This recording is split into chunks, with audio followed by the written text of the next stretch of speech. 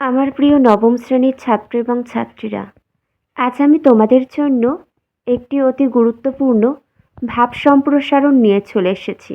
দেখো, যারা শুধু মরে কিন্তু নাহি দেয় প্রাণ, কেহ কভু তাহাদের করেনি সম্মান। এই লাইনটিরই ভাব সম্প্রসারণ করতে হবে। আশা করছি প্রিয় ছাত্রছাত্রীরা তোমরা কিছুটা হলেও বুঝতে পেরেছ যে কী করতে বলা হয়েছে। তোমরা যখন তোমাদের পরীক্ষাতে ভাব সম্প্রসারণ দেবে, তোমরা ভালো করে লাইনটি পড়বে। লাইনটা পড়লে কিন্তু অনেকটাই তোমাদের কাছে পরিষ্কার হয়ে যাবে। আর তার সাথে বাড়িতে কয়েকটা তোমাদের এরকম ভাব সম্প্রসারণ অভ্যাস করতে হবে নিজে থেকে লেখার। দেখবে তোমাদের আর কোনো সমস্যাই হচ্ছে না। দেখো, যারা শুধু মরে কিন্তু নাহি দেয় প্রাণ। আমাদের পৃথিবীতে অনেক মানুষ আছে। মানুষ মাত্রই কি তাদের জন্ম হবে, মৃত্যু হবে, তাই না? যারা শুধু মরে কিন্তু নাহি দেয় প্রাণ, এই প্রাণ শব্দের অর্থ বোঝানো হয়েছে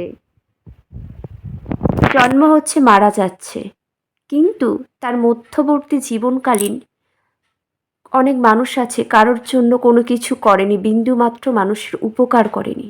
সেই সমস্ত মানুষের কথা বলা হয়েছে যারা জীবিত থাকাকালীন মানুষকে কখনো কোনো উপকার করেইনি, নিজেদের স্বার্থ বুঝেছে, স্বার্থপর মানুষ, সেই সকল মানুষ।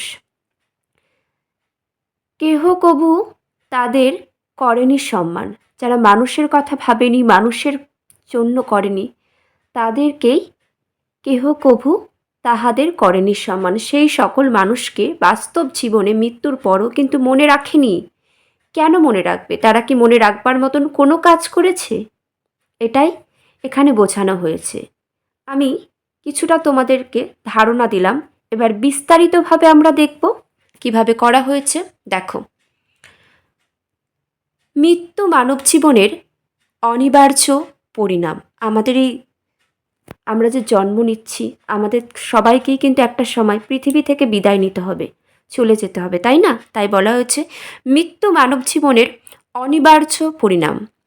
জনি মেলে মরিতে হবে, অমর কি কোথা কবে। কবির এই বাণীতেও রয়েছে সেই চিরন্তন সত্যের ইঙ্গিত। কিন্তু এই মৃত্যুর প্রকারভেদ আছে, তাই না? মৃত্যুর মধ্যেও কিন্তু প্রকারভেদ রয়েছে। অনেক মানুষ, কিছু মানুষ আছে যারা মানুষের জন্য জীবন পর্যন্ত দিয়ে দিয়েছে, মানুষের বহু উপকার করে গিয়েছে। সেই সমস্ত মানুষ পৃথিবী থেকে বিদায় নিয়ে নেওয়ার পরেও কিন্তু পরবর্তী মানুষ যারা পৃথিবীতে আছে তারা কিন্তু তাদের আজীবনকাল মনে রাখছে, তাই না? যেমন সুভাষচন্দ্র বসু, নেতাজি, এই সমস্ত মহাপুরুষদের কথা আমরা এখনও ভুলতে পারিনি। কেন ভুলতে পারিনি? তাদের ভালো কর্মের জন্য, তাই না? দেখো, কিন্তু এই মৃত্যুর প্রকারভেদ আছে। সাধারণভাবে খেয়ে পড়ে আত্মকেন্দ্রিক, শুধুমাত্র নিজের স্বার্থের কথা ভেবে জীবন কাটিয়ে যারা মরে, তাদের মৃত্যু সাধারণ ঘটনা মাত্র। সেই মৃত্যুর মধ্যে কোনো মাহাত্ম্য নেই, নেই কোনো গৌরবও।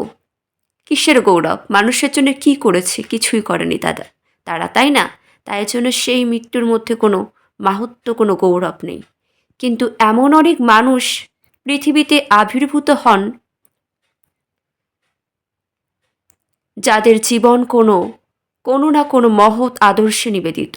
অনেক মানুষ আছে যারা দেবতাদের মতন, ঈশ্বরের মতন পৃথিবীতে আবির্ভূত হন মানুষের জন্য, যাদের জীবন কোনো না কোনো মহৎ আদর্শে নিবেদিত।